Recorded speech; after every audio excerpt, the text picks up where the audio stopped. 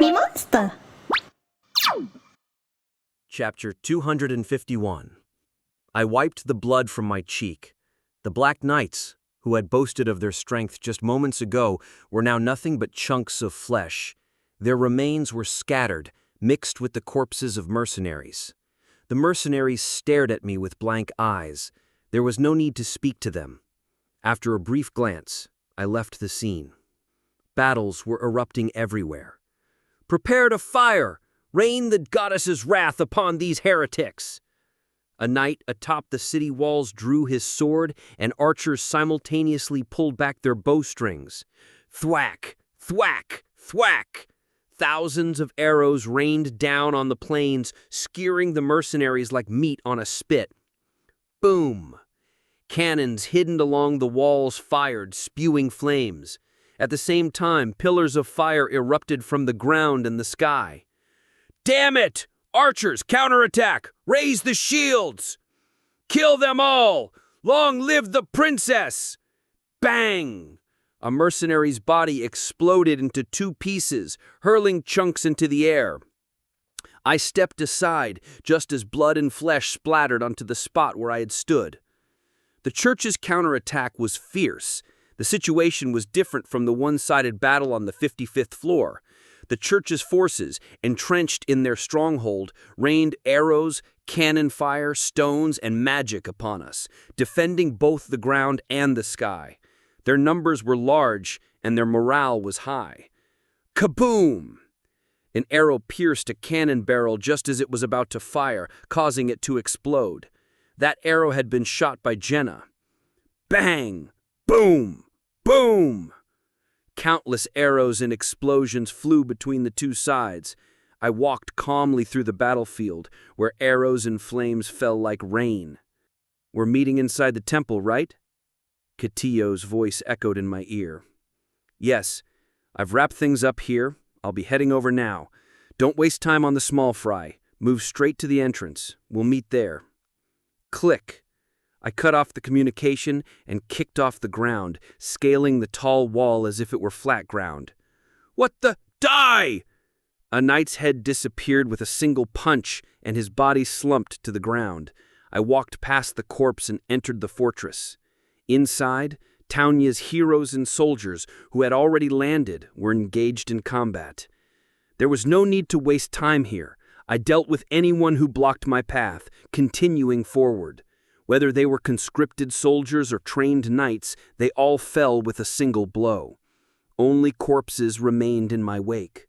What? What is he?" After crossing the outskirts of the wall where fierce fighting was taking place, I entered the inner part of the fortress. The soldiers who had been preparing their defenses turned their eyes toward me. I walked leisurely down the city's main road. "You heretic! You'll face divine punishment!" A young knight charged at me, but thud. His face caved in, and he collapsed, spraying blood. The soldiers who had been watching hesitated and began to back away. I chuckled and passed by them. Even if 1,000 of them came at me, they wouldn't stand a chance. There was no need to bother with them. I just needed to take care of the Saintess. The Saintess of Blindness, Irene, was the floor master of the 60th floor and a close confidant of the prince. By now, she must have received the report that I was heading toward the temple.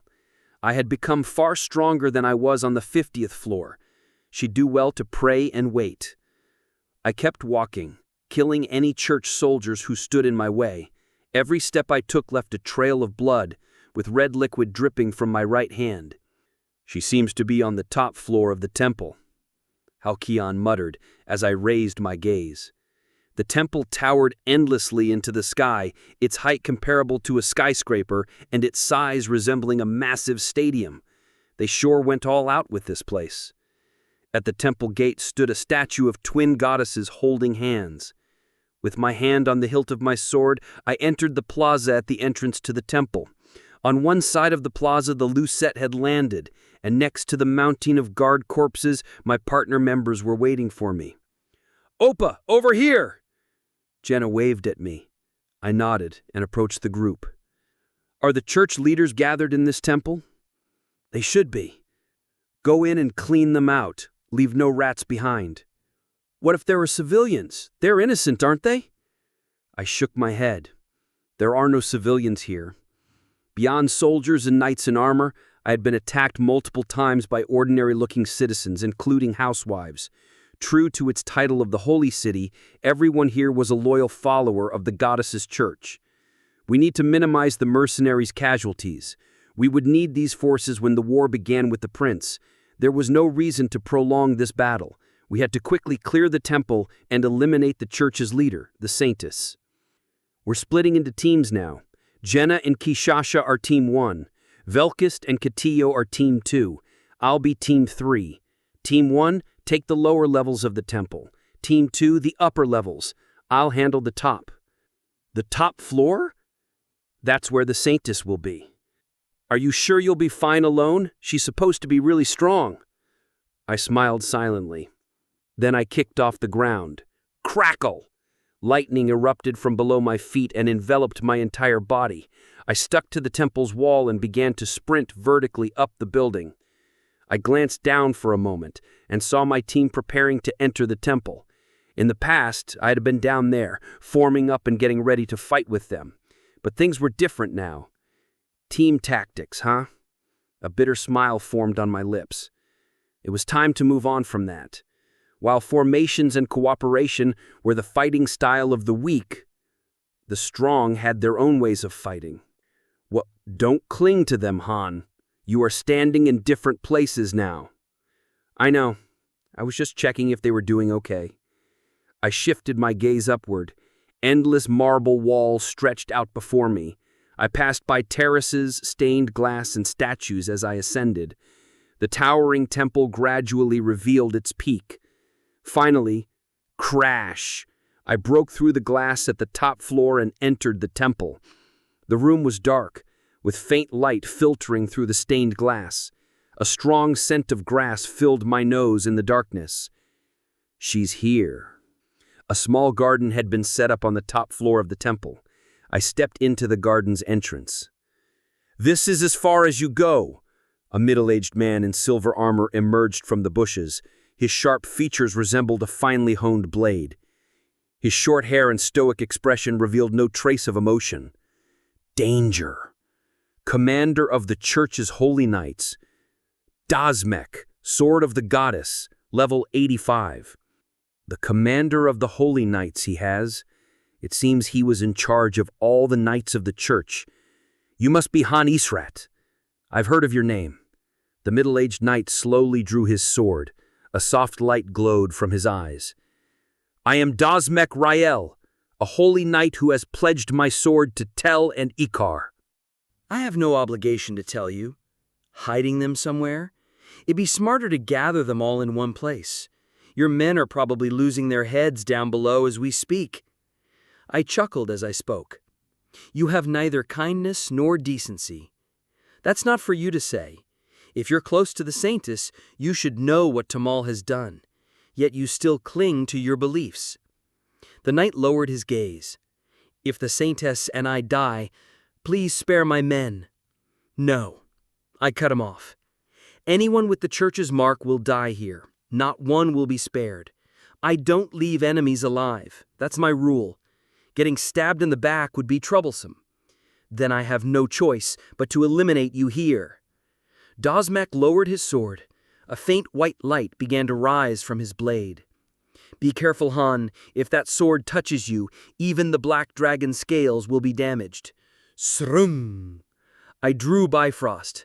This wasn't an opponent I could handle barehanded. I'll take your head.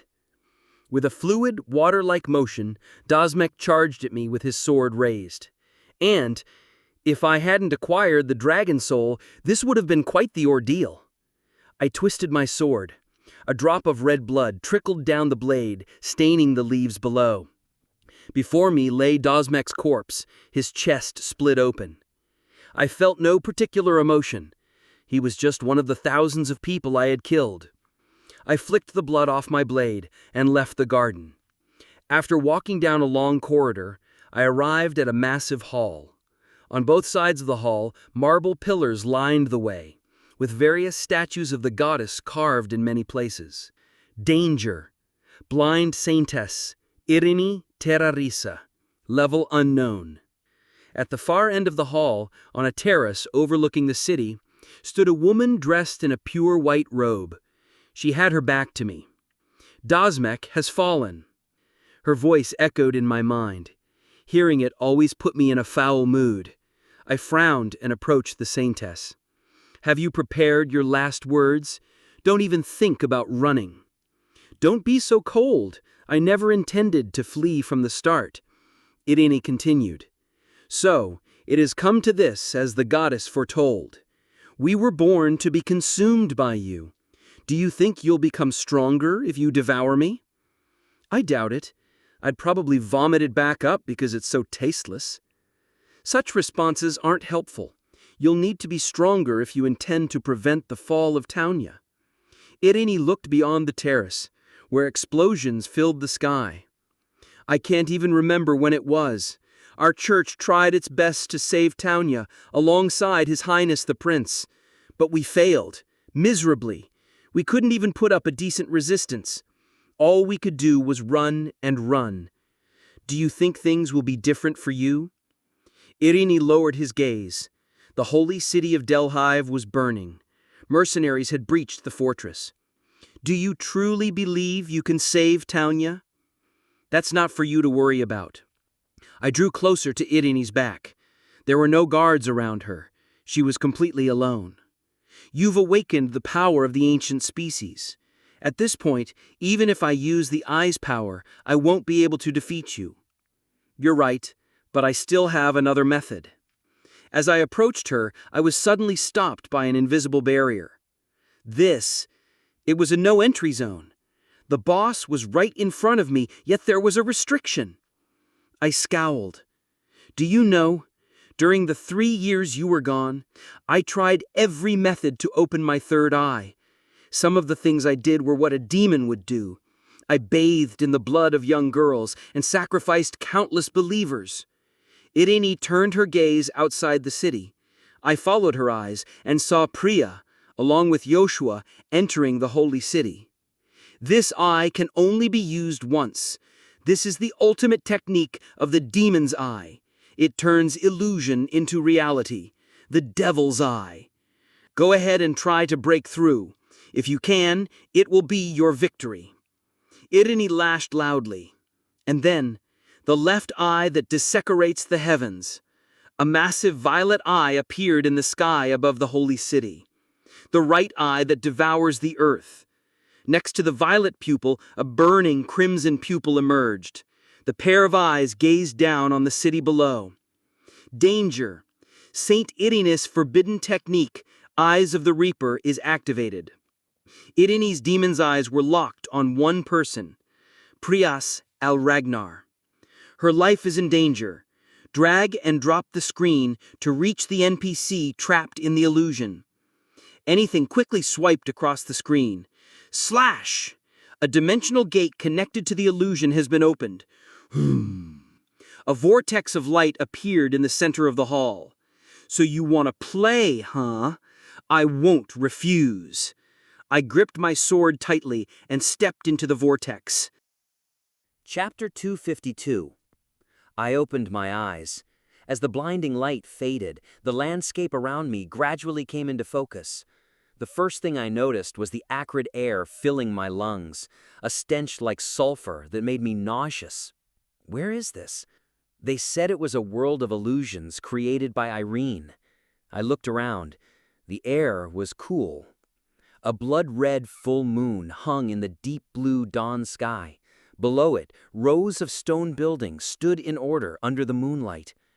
Kill the heretics! Hang them! Hang them! Kill the traitor! Kill the traitor who sold us out! A girl, barely in her 20s, screamed, shaking her fist in the air. I bit my lip. Where her eyes should have been, there were only black, hollow sockets. 658, level 54, angry citizens. The people hurled curses and objects towards someone at the top of the temple's terrace, spitting venomous accusations. Don't let her live! Tear her limb from limb and execute her! Yes, yes! How dare she betray the prince? I clicked my tongue. I finally understood where I was. Is this one of your tricks? I glared at the pair of eyes floating in the sky. This place is an illusion, but it is also the truth. An illusion, but also the truth? Sounds like nonsense to me. Then feel it for yourself. The eyes vanished with a faint laugh. A headache surged. I rubbed my temples and looked ahead. Soon after, a system message popped up with a sound effect. Ding! Hero Han, 5-star, has entered the world of illusions. A special mission has been assigned. If this mission fails, special NPC Priasis Al Ragnar will die. Master, monitor the situation carefully. Crackle, crackle. Static filled the air, and the mission target updated in front of my eyes. Floor 15. Mission type, escort. Objective, protect the designated individual. Rows of buildings and streets formed a checkerboard pattern. The plaza was filled with countless citizens, and a temple stood at its center. There was no mistaking it. This was the city of Adilt, the stage of the 15th floor. The 15th floor. This was the mission where Priasis first appeared, and as a boss stage, it had been quite the ordeal. The only difference now was the citizens were rioting, and I was the only hero here. Lastly, this. Priasis, standing on the terrace railing, opened her eyes wide. She looked around in a panic. Of course she would be shocked. The location had suddenly changed, and people were glaring at her as if they wanted to kill her. 10 minutes. A timer appeared on the left side of my field of vision. 10 minutes. There's no time to think. I began walking forward. You! What are you doing? Don't interfere! I grabbed the wrist of the man who blocked me and twisted it. Ah! Thud. A kick to his chest sent him flying into the fountain with a loud crash. Where is this place? Priasis shouted, but no one answered her. The only sounds were the cries of rage from the crowd. A shadow flickered behind the curtains of the terrace. 9 minutes, 43 seconds. I leapt to the top of the fountain, then jumped again. In one motion, I ascended several meters, kicking off window ledges and railings as I climbed. I landed on the terrace in an instant. Eek! Startled by my sudden arrival, Priasis collapsed to the floor. Han, what is this place? There's no time to explain. We need to escape in 10 minutes. What are you saying? Whoosh! A sharp sound cut through the air. I swung my right hand. A crossbow bolt fell to the ground from my open palm. If I had been just a little slower, Priasis would have had a hole in her forehead. Doesn't this situation seem familiar? Yes, it does. We need to get out of here. Hold on tight. Priasis bit her lip and nodded. She wasn't the naive little girl I first met. Over the years, she had grown through countless battles and hardships. With a resolute expression, Priasis wrapped her arms around me, and at that very moment, grrrr, they appeared. 316 level 61 angry church soldiers, 17 level 67 angry church knights, and 21 level 66 angry assassins. From beyond the terrace, across the street, from the temple gates, and from the plaza below, soldiers poured out like a flood. Bloodshot eyes, blood oozed from every pore in their bodies. They were no longer human. They were more like monsters. So this is the big trick, huh? The boss stage I had already cleared, but now on hard mode? Quite the charming twist. I chuckled as I hugged Priasis and leapt off the terrace. Clearing a 5-meter gap, I landed on the rooftop of a nearby building. Kill! Kill them all! Citizens, soldiers, knights, assassins, it didn't matter. They all swarmed towards Priasis. Dozens of people were crushed to death in the stampede, but no one seemed to care. There wasn't a shred of reason left in them. Bing, bing, bing! The assassins fired their crossbows. Dodging the bolts, I sprinted from rooftop to rooftop. Are they really human? Priasis asked, looking behind her with a pale face. The soldiers were leaping several meters into the air to reach the rooftops. As soon as one locked eyes with me, their eyes rolled back and they dropped to all fours and ran like animals. Well, I'm not sure either. I have memorized the layout of the city. I dashed through the alleys, passing countless branching paths as I moved. With Priasis next to me, I couldn't make any large movements, but this was enough. I swung the sheathed Bifrost and shattered the heads of the enemies blocking the way. It wasn't hard to shake them off. The problem would come when we tried to leave. The exits were limited, and they would definitely be guarding them. Well, I'll have to break through regardless. I burst out of the alley. The exit should be just ahead. Sure enough, at the end of the main road, a gate stood. 20 soldiers were standing guard. Gra! Gra! I glanced behind me. The mass of citizens and soldiers, a tangled crowd, was rushing towards us, a massive wave of bodies. If we got caught in it, I might survive, but Priasis wouldn't have a chance. As fast as possible. Don't panic. I flung Priasis into the air. She screamed as she soared upward. I snapped my fingers. Zap! Lightning sparked from my fingertips and wrapped around Priasis, suspending her in midair. A simple gravity-binding spell. What the Gra! Hey! I placed my hand on my sword's hilt. Red-black lightning began to crackle around the grip. So this is your pathetic attempt to stall time. Even the saintess of the church has reached her limit. A pathetic stall for time. He was right. Gra! Before the soldiers could swarm us, I flicked my thumb and unsheathed my sword. Swoosh! A crimson arc of energy swept through a 10-meter radius. The people caught within the arc hesitated for a moment before collapsing into neatly severed pieces. A total of 20 enemies. The once clean street was now smeared with blood and chunks of flesh. Click! I sheathed my sword. As I lowered my right hand, Priasis, who had been suspended in midair, slowly descended. Let's go. Priasis nodded with a shaky, uneasy expression. Ahead, in the passage through the open gate, a swirling vortex of light was spinning. That was the exit.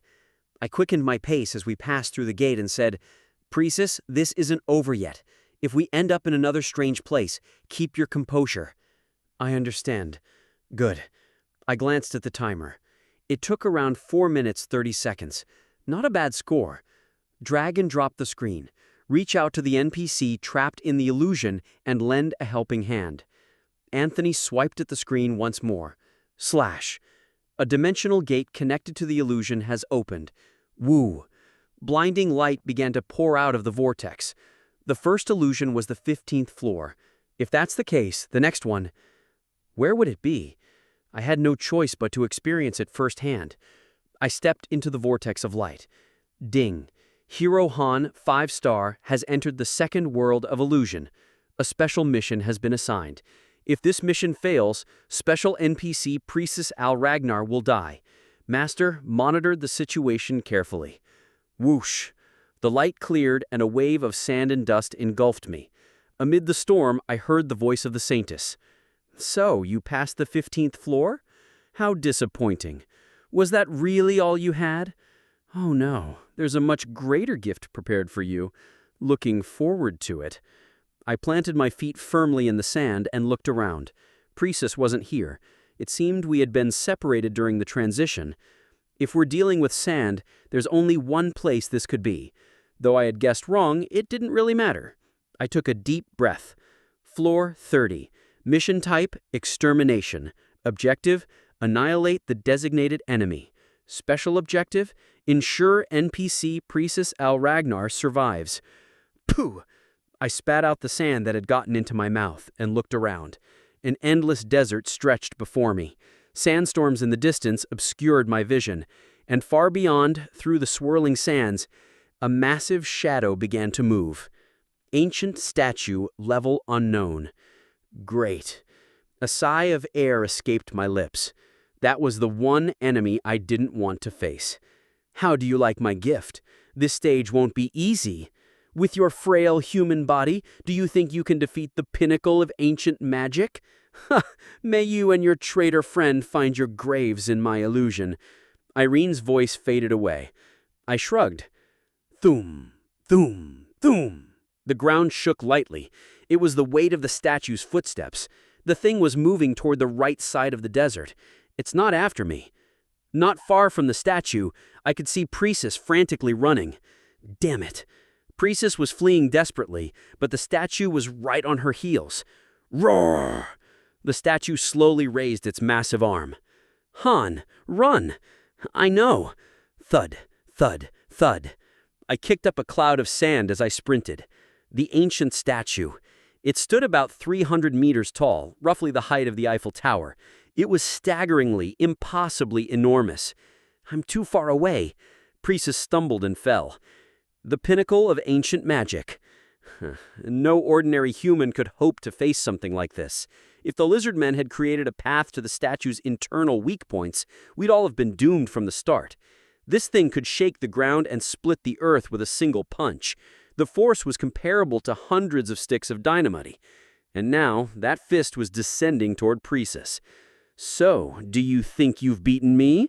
Somewhere, the Saintess must have been smiling smugly, watching us in this perilous situation. I bent my knees. If that's what you want, then I will show you.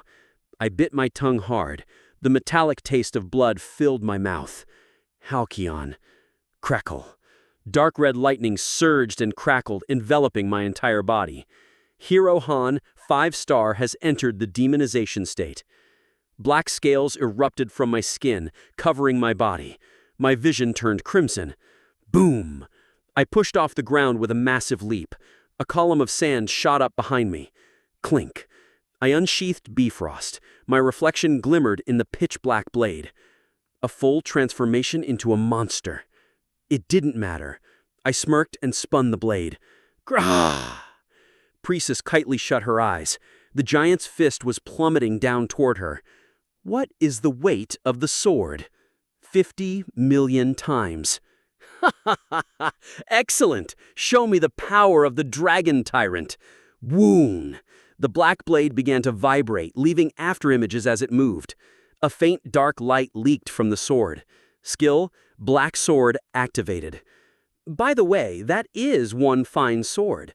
How can it not break even with the weight increased 50 million times? The craftsman must have been damn good. Amusing. I stopped right next to Priestess. Clink. I gripped the sword handle with both hands. Boom! My feet dug deep into the sandy ground, and then I swung the sword with all my strength toward the giant's descending fist. A shockwave spread in a circular arc. Then, boom! The ancient statue's arm shattered and flew into the air. Hundreds, thousands of fragments scattered like bouncing stones. Grrr! The massive statue's body wobbled and staggered backward. Rattle, rattle. The debris rained down from the sky like a rainpour. I thrust Bifrost behind me. What is this? 100 million times. Woom! The dark glow of Bifrost grew even stronger. I pressed a button on the hilt of the sword. Click. With a mechanical sound, the blade of the sword expanded outward, now in the form of a great sword. Bifrost, an S-ranked weapon, could evolve indefinitely based on the traits of the user. Expansion. Clink, clink, clink, clink. The blade extended.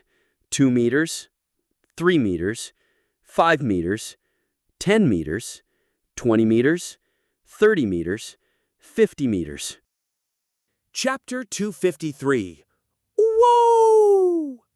The statue writhed, twisting its upper body. I planted my feet firmly on the ground and twisted the hilt of my sword. The blade, hundreds of meters long, dug deeper into the statue's body. Crackle. Crimson lightning sparked incessantly across my entire body. I gritted my teeth until they nearly bled. It's still not easy. Even though the penalties from Ascend or Black Dragon scales had vanished, Dragon Soul wasn't a skill I could use indefinitely. There were clear limits. This skill amplified the sword's gravity, but it required precise control. If I made even a single mistake, everything near Priya, including myself, would be crushed. The statue staggered and glared at me. Its massive eyes, like glass orbs, began to flicker white. The ancient statue is casting Eye Beam. Bzz. A blinding light shot from its eyes, piercing toward me. This hero is immune to magic. This hero is immune to magic. This hero is immune to magic. This hero is immune to magic. Crash! The beam dissipated as it struck the barrier in front of me. I sneered and tightened my grip. With one swift stroke, I slashed across. Complete dissection! With a roar like an explosion, the upper half of the statue began to slide diagonally. I flicked my sword. Swash! Bifrost instantly reverted to its original form. "Oh, Han, just what are you?" It wasn't exactly a pleasant sight. I brushed the dust from the blade. Priya looked up at me with trembling eyes. Reflected in her golden pupils was the image of me, a monstrous figure. "That's not it. It's just... I'm sorry." "There's no need to apologize. It was my choice. Let's save the chit-chat for later. We need to get out of here first." Boom! At last, the upper half of the statue fell to the ground. A massive cloud of dust rose alongside a pillar of sand. I swung my sword downward. The sandstorm, sweeping toward us, dissipated instantly. That's the end of it. The ancient statue stopped moving. On the sand, only its waist and legs remained as remnants. It had been taken down with a single strike. Thinking back to how I once struggled with a party of dozens just to defeat this thing, its end now seemed almost absurd. Though the golem was easily defeated, the illusions were not yet over. I looked down the slope. A vortex of light was swirling violently. "Let's go." Understood." Priya grabbed my hand and stood up. My hand was covered in scales, making it prickly to hold, but there was no helping it. Drag and drop your screen. Extend a helping hand to the NPC trapped in the illusion. Anything swiped across the screen again.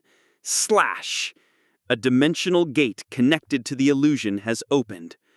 I need to end this quickly. I clenched my fist. I couldn't maintain my demonization state indefinitely. I had to break through all the illusions within a certain time limit. Even with that much power, you still lack confidence. No, it's just a bit annoying. Yeah, just a bit of a hassle. I took a short breath and moved toward the vortex of the third dimension. The sensation of floating, which I had now grown accustomed to, enveloped my entire body. Before long, I opened my eyes again. Ding! Hero Han, 5-star, has entered the third illusion world. A special mission has been assigned. If the mission fails, special NPC Priasis Al Ragnar will die. Master, monitor the situation carefully. I surveyed my surroundings. Rippling waves and the sound of the sea. I had been thrown onto a raft in the middle of a vast ocean. This is it. There was still no sign of Priya. I looked up. "Is this all you've got? Don't you have anything stronger?" I smirked. All that talk about ancient magic, and now it had gone quiet. Finally, the time has come. A grinding voice echoed. The source was beneath the water's surface. Rough waves surged, rocking the raft as if it were about to capsize. I steadied my sword. Well, this should be easy. It seemed I was its target this time. Floor 35. Mission. Type: subjugation. Objective: exterminate the water dragon. Roar! With a roar, a massive pillar of water shot up. Water dragon. Krot. Level 81. A colossal, streamlined body emerged from the surface of the sea. The water dragon which had tormented me on the 35th floor appeared, its red eyes gleaming. A failed creation, Halcyon sneered. I had a similar expression. I had a grudge against that thing. You won't be given an easy death. Even if it was just venting my anger, I didn't care. I tightened my grip on the hilt of my sword. Let the true hunt begin. Yeah. The hunt begins. Boom. I kicked off the raft and launched myself forward. The shattered pieces of the raft scattered through the air. I no longer cared whether it was the sea or the sky. I leapt toward Krot, skipping across the water like a stone. "You won't die easily, you pathetic human. Ha ha ha! How you bark, you lowly mongrel!" Crash! I pierced the water dragon's nape as it tried to bite down on me. Then I slashed again and again until the sea turned red with his blood. Whoo! I flicked the blood from my blade. Far off, Priya was floating on the waves, looking at me with a dazed expression. So what's next? I smirked and looked ahead. The vortex of light continued to swirl on the sea's surface, but the light had dimmed noticeably since the beginning. It seemed the Saintess's magic was reaching its limit. I'm at my limit, too, but I couldn't show it. Taking Priya with me, I entered the next illusion. Again, it was a variation of a mission I had previously completed. A mission to survive against thousands of corrupted goblins for 5 minutes. A mission to reverse the odds of an overwhelmingly one-sided war. A mission to defend a fortress on the verge of collapse. Just as the Saintess had boasted, it was terrifying magic. If I hadn't awakened Dragon Soul, I'd have been pushed to the brink of death. But it was too late. Over 10,000 times, in fact. As a result, I had nearly been torn apart and slaughtered thousands of times, but I had gained strength to match. I'm not invincible. No one knew that better than I. Among the top-tier ranked heroes, there were monsters with powers far stronger than mine. No matter how much I amplified the weight of my sword by billions of times, if the Ami neutralized physical force itself, it wouldn't work. If Rygian had been my opponent, he could have dismissed my swordplay like a child's toy. Even Black Dragon Scales had its flaws. Top-ranked heroes had at least one special means like that. Otherwise, they wouldn't be able to challenge the 80th floor. Even as I am now, if one of the top parties from Niflheim were to go all out, I'd be a corpse within a minute. But that was a tale of the highest echelon. Snap! I clenched my hand. A displeasing sound of bone snapping echoed as the broken black dragon's neck hung limply. The final illusion was on the 20th floor. As if making a last stand, 3 black dragons had appeared at once, but their matchup was simply too poor. The being that had imbued me with its power was their ancestor. There was no chance. I dusted off my hands. Squelch. Black blood gushed from the bodies of the black dragons. This was the 20th floor arena. The dragons hadn't lasted 3 minutes against me. Think of it as a dream. Forget about it once we leave, I said to Priya, who was sitting behind me. Priya alternated between looking at me and the corpses of the black dragons. Han, what? You've really gotten stronger. Truly. It's been 3 years. It had been 3 years for her. At my gesture, Priya nodded with a grim expression and entered the vortex of light. With this, it was over. Ding! Hero Han, 5-star, has cleared the special mission. Special NPC will return to the field. Only then did I take a deep breath.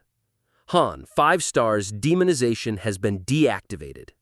The scales that had covered parts of my body receded into my skin. The crimson lightning that had surrounded me vanished as if it had been washed away. I clenched my still tingling hand. The situation outside, it seemed almost over.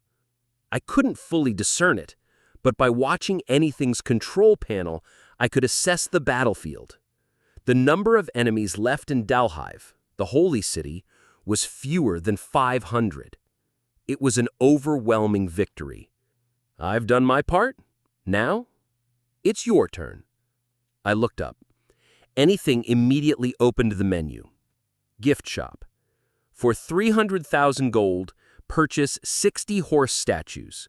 Horse statue has been gifted to Han, 5-star. Horse statue has been gifted to Han, 5-star. Horse statue has been gifted to Han, 5-star. Good. I'd earned my reward. How absurd. Why are you so fixated on those useless trinkets? They're not useless trinkets. Then what? A healthy hobby. Give and take, that's how it works. I smirked and looked ahead. The illusion of the arena gradually distorted, revealing familiar scenery. Before I knew it, I had returned to the top hall of the temple. Before me, the saintess stood, gazing at me with a stern expression. The illusions had ended. Step. I took a step toward her. This time, no invisible wall blocked my way. With the power you had before, this wouldn't have been easy. It's the result of hard work. I haven't been idle. I didn't realize the power of the ancient species was this formidable. It's truly impressive. Irene murmured in disbelief. Is there more? Something that could kill me in one blow like your ultimate eye attack? If I had something like that, I would have used it already. If you know of such a thing, do tell me. I'll give it a shot. Irene covered her mouth and laughed. I drew my sword. As I approached her, the ancient statue, the water dragon of the deep sea, the head of the Halcyon family, were nothing more than specks of dust to you. I suppose I'm no different. So, is the princess still alive? Can't you see for yourself? I glanced beyond the terrace. Priya stood at the entrance of the holy city, looking up toward us. The pair of eyes that had once floated in the sky were gone, and only the triumphant cheers of mercenaries echoed in the air. You once told me... Irene clasped her hands together. Not to take my anger on the princess, that she was merely used by the goddess. I did. I see. You know a bit then. I remembered it clearly. When the witch, the king of beasts, and the saintess had attacked the camp in Asinus. Just before I was surrounded and attacked by them, I had said those words before leaping off the cliff. The goddess entered Priya's dreams and lured her. She was deceived by sweet words. Is that what you think? What is she talking about? I frowned. When you dream, can you realize that it's not reality? Even if you speak in a dream, if it's spoken with sincerity, the contract with the goddess is valid. In other words, the princess truly intended to sell all of us and Tawania to gain another chance. That kind of nonsense won't work anymore. The scene from back then replayed in my mind. The end of the world, the 4-star promotion ceremony. Tell had declared it in front of everyone. Even if it means staking everything around me, I want to try again. I could still hear Tell's voice echoing as she declared it in front of everyone. I, Tell, the goddess of purity, swear on my soul, this is the undeniable truth. I spun my sword. Admit it. You sold them out. Priya protested, but Tell finally spoke. You said it in your dream. She had said they made a contract in the dream. That contract gave the goddess the excuse to intervene, and Tawania had ended up in its current state. But that contract had been made when Priya hadn't known all the facts. Once she understood, she had abandoned the contract. Wordplay, cheap attempts to shake me wouldn't work. I'd reviewed the events countless times. There was no falsehood. The human heart is truly unpredictable. Irene stepped back. Before I knew it, her back was against the railing. In any case, thanks to the princess, this is our fate, unable to live or die, suffering endlessly. And now, we are destined to become your prey. I look forward to the day she learns the truth and sees the look on her face. Please, savor it. Irene pushed herself forward. I didn't even have time to strike. The saintess's body slowly tipped backwards, disappearing from my sight.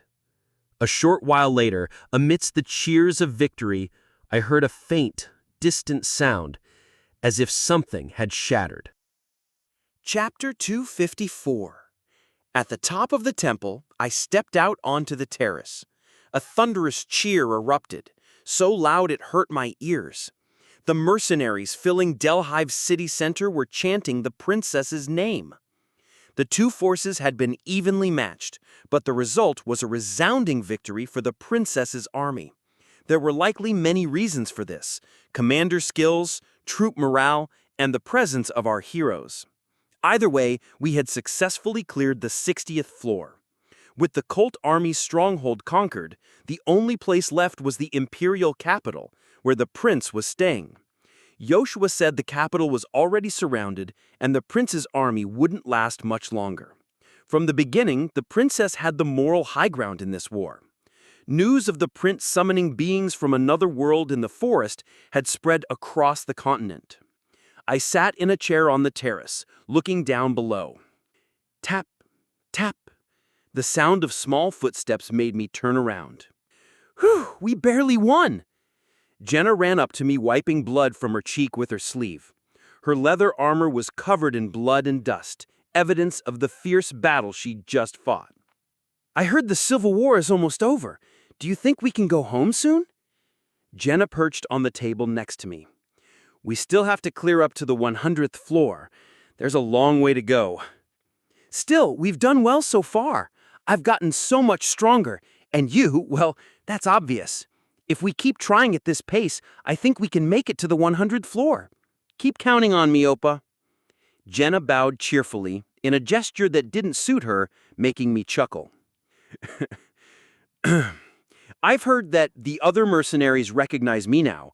I was just a country bumpkin when I first came here. When we finish our mission and return, don't you think we'll be treated like heroes? I wouldn't mind just lazing around all day instead of working. Jenna muttered. Is she planning to live off her pension? Not a bad future. What about you, Oppa? You were a farmer, so... Jenna lightly smacked her own forehead. Then, with a sly smile, she glanced over her shoulder toward the terrace. Oops, I'm being nosy again. See you in the waiting room. She jumped off the terrace and disappeared through a lower window. You're not really being nosy, I sighed. Although Iron had died and we had almost finished occupying the Holy City, we hadn't officially cleared the mission yet. There were still scattered pockets of enemy forces in the city, which meant it would be a while before we could head back. Come to think of it, didn't I make a promise with that person? I scratched my cheek as I heard footsteps approaching from the hall connected to the terrace. I didn't need to turn around to know who it was. The sound of hesitant, shuffling footsteps was all too familiar. Is this a good time? It's fine. I don't have much to do anyway, I replied, still seated in my chair. Priya slowly stepped onto the terrace, leaning on the railing. From here, the distance to the ground was over 100 meters, and the mercenaries below looked like mere specks. It's all coming together. We're one step away from the Emperor now.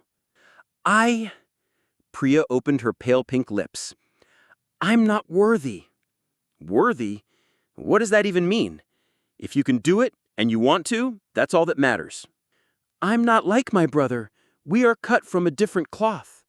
You know what your brother has done, don't you? There must be some mistake.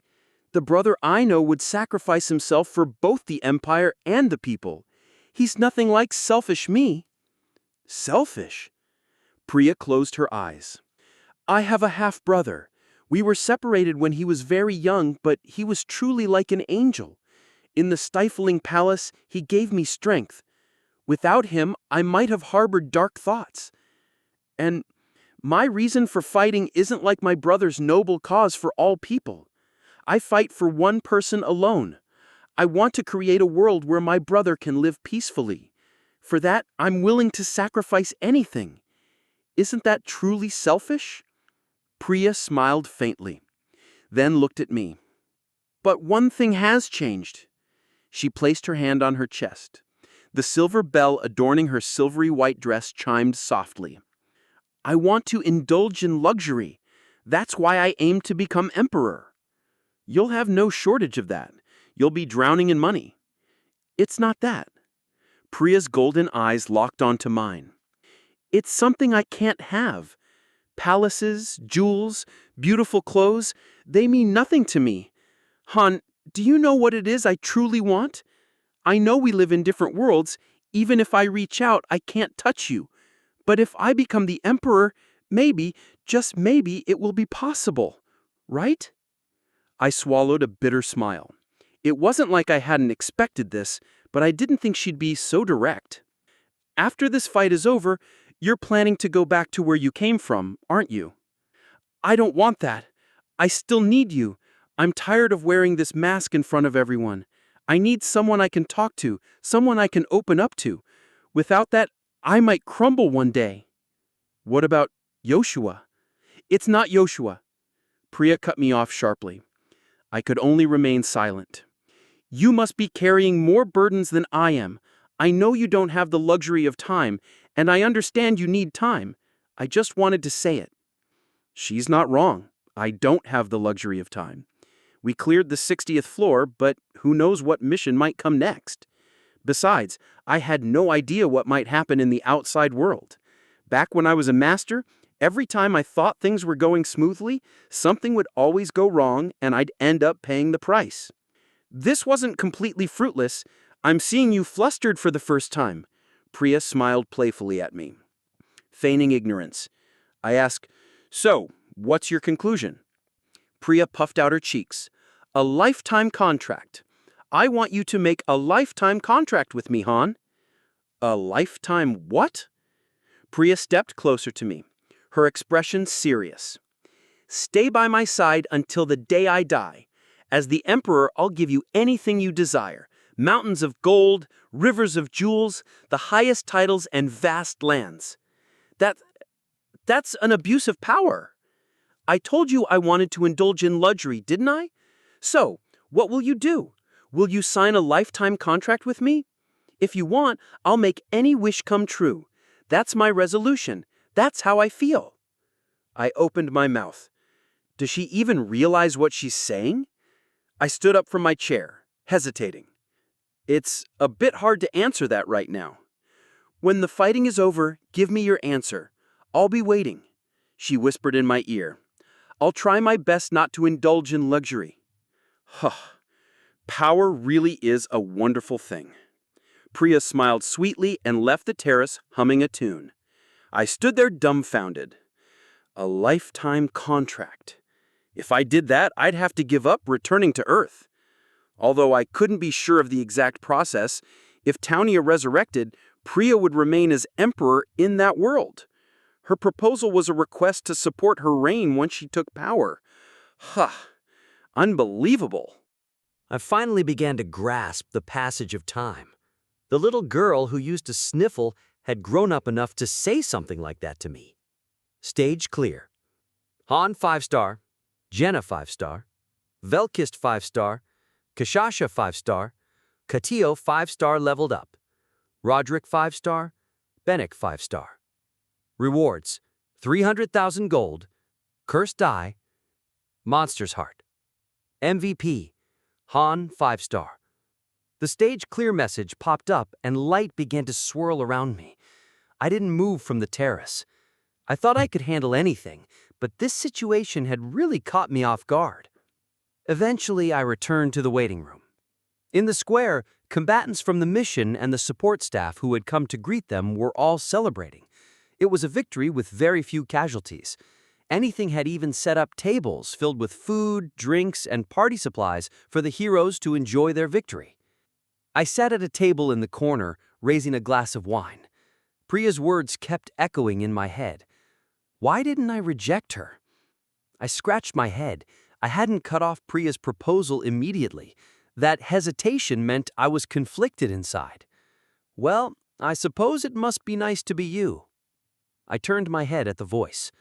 Next to the buffet table, filled with various dishes, Jenna was holding a chicken skewer, muttering to herself. I wish I had someone too, a young, handsome noble who would make a lifelong contract with me. I reached out to Jenna. Crackle. A dark red lightning bolt surged from my hand, and Jenna was pulled toward me as if she were being dragged. Hoo-yah! Thud. I grabbed Jenna's cheeks with both hands. Were you listening? No, I just happened to overhear by coincidence. I tightened my grip. My face! You're squishing it! Don't speak carelessly. I was just dreaming out loud. Do you understand now? Jenna frantically nodded her head. Once I let go, she rubbed her now reddened cheeks. Ow, that really hurt. If word gets out about this, you know what'll happen, right? 100 consecutive sparring sessions with me? I'd rather die than do that. Jenna shook her head, her face turning pale. Good. Now go back to your seat. Yes, sir. After Jenna scampered away, I took another drink from the glass. With my left hand, I flipped through the pages of a book on the table. Book of Reversal. This was a scene from the illustrated book, the part where the main character, El Cid, forms a bond with Princess Ralphea of a foreign land. Well, no one around here knew what the Book of Reversal was, so I could read it openly. To anyone else, it just looked like a thick book. This guy was around the 60th floor too. The flow of the story was similar to mine. After overcoming an obstacle, all the forces in Dorado united. But why? Why did it end like that? I could still picture the scene of El Cid spitting blood in front of me. The reason El Cid died in front of me, was it to serve as a warning? Is it that the difficulty will suddenly spike? No, El Cid had completed every mission in the end. Even if the missions became harder, it meant I could still overcome them with my own strength. It was the same for the current situation in Townia. Except for the capital, all regions of Townia had fallen under the princess's banner. The civil war was essentially over, just waiting for the final conclusion. Priya had also awakened the dimensional sword Lusrada and obtained the means to face the Fragment series. The issue is Dorado and Townia. The specific circumstances differed, but the general outline was the same. I'm not sure. I gulped down the rest of my drink. Even though it was technically alcohol, it was so weak it might as well have been a soft drink. I had a training session with Halcyon scheduled for later, so I couldn't drink too much. It wouldn't do to show up to training tipsy. The El Cid situation would be handled well by Yernit. I'd heard the investigation was almost complete. The few remaining questions about El Cid would soon be answered. I set my empty glass down on the table. Master. A familiar voice echoed in my ear. I was just about to reach out to her. Yernit. Congratulations on clearing the 60th floor. Only a short distance remains to the 80th floor. Your progress is unprecedented. Well, it just sort of worked out that way. But after a brief pause, Yernit spoke again. Why didn't you make a lifelong contract with me? Yernit's tone was as cold as ever. Please, don't be fooled. Even if she acts like she's giving you her all, she might have ulterior motives brewing inside. She's not exactly like that. You never know. Once you've been deceived, it's too late. I'm only saying this because I care about you. Right now, you're completely defenseless. The next time you meet that fox, please refuse her offer firmly. Now, enjoy the rest of your time. Beep! The connection was abruptly cut. Chapter 255. After breaking through the 60th floor, anything began a large-scale expansion of the facilities. First, using the resources that had accumulated, we raised the waiting room by 1 floor. I also ordered upgrades for everything, from the equipment workshop, storage, and training facilities to the magic research lab. This would take some time. It wasn't as simple as just pressing a button and watching it magically get built like before. Once a facility reached a certain level, upgrading required not only a large amount of materials and craftsmen, but also a long construction period. As a result, for a while, the waiting room was filled with the sounds of construction, and the heroes were given personal time to prepare themselves while the work was underway. During the day, I toured the lower floors to level up. At night, I dedicated myself to sparring with Halcyon. I decided to spend my time training until Yernet's investigation was completed. There's something on the higher floors. If it were simply about fighting powerful enemies like the Prince or the Fragment series, we could handle it. However, there was the possibility of unexpected variables I hadn't predicted. If things went wrong, there would be no turning back. Every night, I reread the book, a picture book depicting El Cid's past. The content never changed. It was just a repetition of the story I already knew. This routine continued until the day your net's investigation was completed. Excuse me, Master.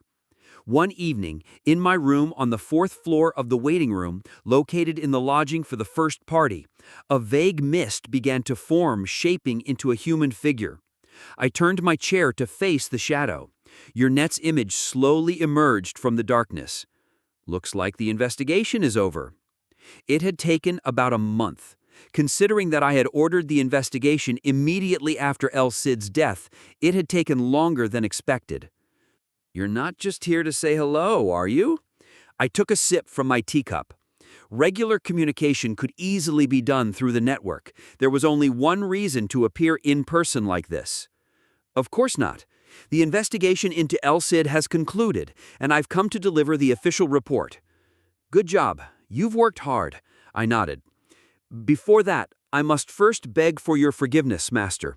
Your net approached me, and before I could say anything, she bowed deeply. I'm sorry. What do you mean? Sorry for what? The result of the investigation is a failure. She spoke with her head still bowed. I remained silent. Failure?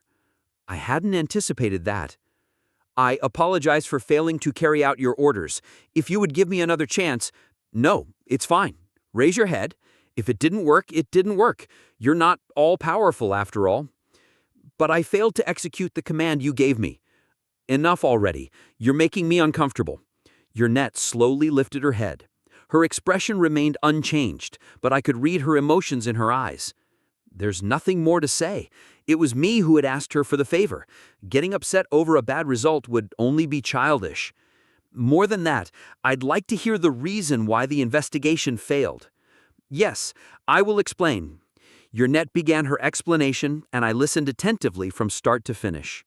Your net's basic method of gathering information was through accessing Mobius Corp's database using a virtual ID. She hacked into the game company's system, created a virtual account, and gave it high-level permissions to retrieve internal data from Pick Me Up. But this time, even your account couldn't access it? Accessing data about Pick Me Up's ending requires alpha-level clearance. My ID wasn't nearly high enough. Alpha-level clearance is reserved for the highest-ranking personnel within Mobius Corp, including the 2 CEOs and a few key executives. I frowned. The task I had asked your net to accomplish was simple. Find out about Dorado's ending. It must be there. The reason El Cid was willing to wage war against all of Mobius to reach the first server. I could guess, but I couldn't be sure. And now, this result. I also attempted to breach the security system, but their defenses were excessively thorough. Is that so? Given enough time, it might be possible, but there's a risk that our identities would be exposed. I clicked my tongue and responded, Then forget it. If you command it, I can try again. You said there's a risk of getting caught, right? What's the point of pushing that far? Just let it go. But that's enough. You've worked hard. Go get some rest. I closed my mouth. I was curious, but I wasn't willing to put Niflheim at risk just to find out. If Tell discovered we had stolen classified information, who knows what she'd do? Understood. Your net bit her lip. Her figure slowly dispersed into mist and disappeared. I turned my chair toward my desk. They went to great lengths to hide this, huh? Tell had said it herself. This game was created to restore a broken world. So why go to such lengths to conceal the ending? Something doesn't add up. But still, I need certainty. Only with evidence could I devise a proper strategy.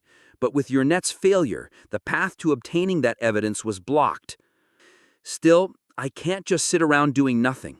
I snapped my fingers. Loki's #1 subordinate, Isel, reporting for duty. Isel appeared with a triumphant pose. Isel. What's up, Loki? Feeling bored? How about we— Isel blinked at me. Will all the people who died come back to life? Why are you asking that suddenly? I told you before, the CEO made Pick Me Up for that purpose. Why ask something so obvious? No reason. Just my mistake asking you. Is something wrong? Issa looked at me with innocent eyes. I chuckled. This kid is at the bottom rung of Mobius Corp. There's no way she'd know any company secrets. What do I do now? The answer will come as I ascend the tower, but I don't want to leave anything to chance. I'm tired of getting blindsided. When I first arrived here, I had neither power nor influence, but things are different now. I'll use whatever I can, no matter what it is. It's better than sitting around waiting to be stabbed in the back.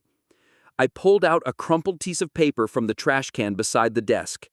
Invitation. We will be holding a celebration party for Loki, one of the top-ranking players and the hero who saved Pick Me Up. As soon as you RSVP, we'll prepare the venue at the company. It was a party invitation sent by the game company after El Cid's death. Of course, I tore it up as soon as I received it, but even after returning to Townia, similar invitations kept arriving. Persistent. I spread the crumpled invitation out on my desk and read through it slowly. Victory celebration. Expose and condemn El Cid's wrongdoings in detail. Gather together to ensure this never happens again. Alpha Zero.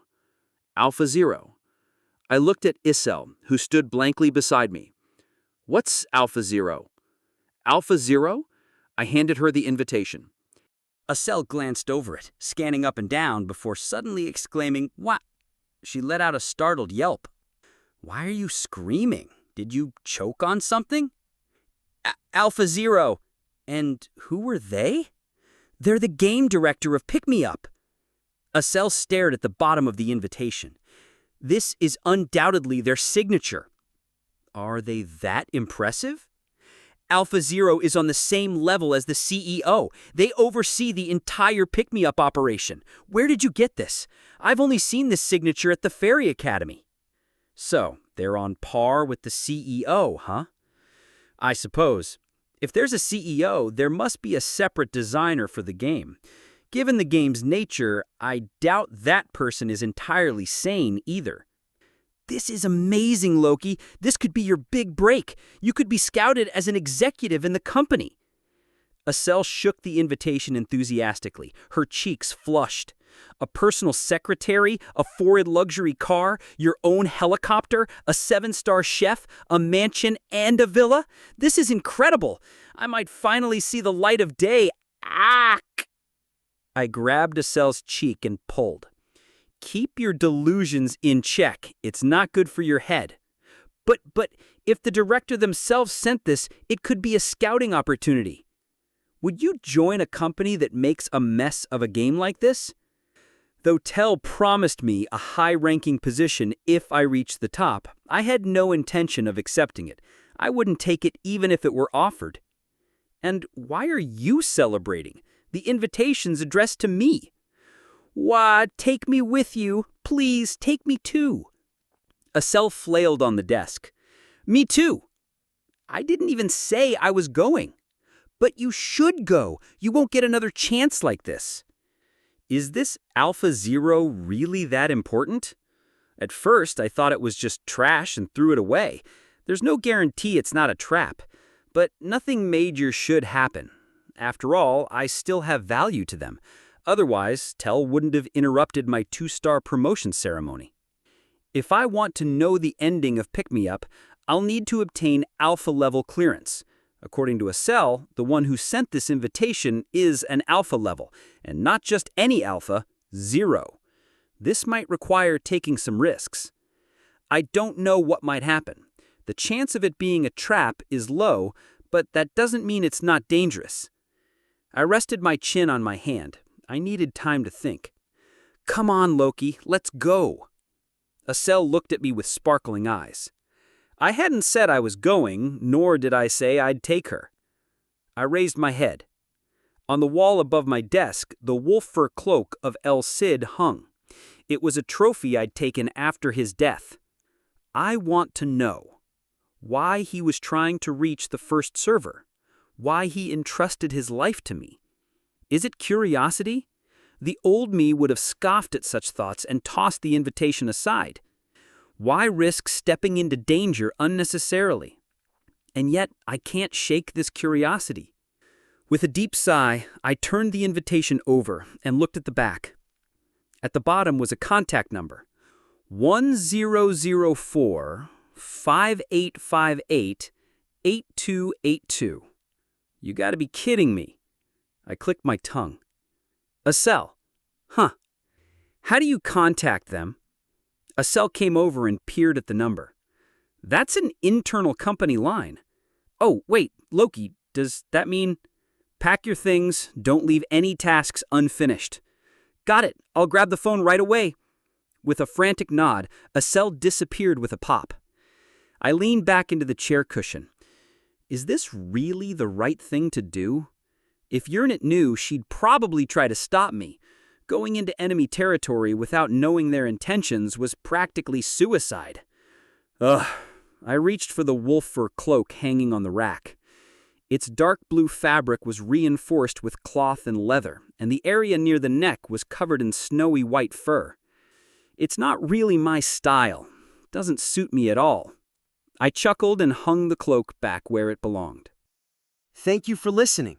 If you enjoyed this story, don't forget to subscribe, comment, and like the video. Have a suggestion? Let me know in the comments.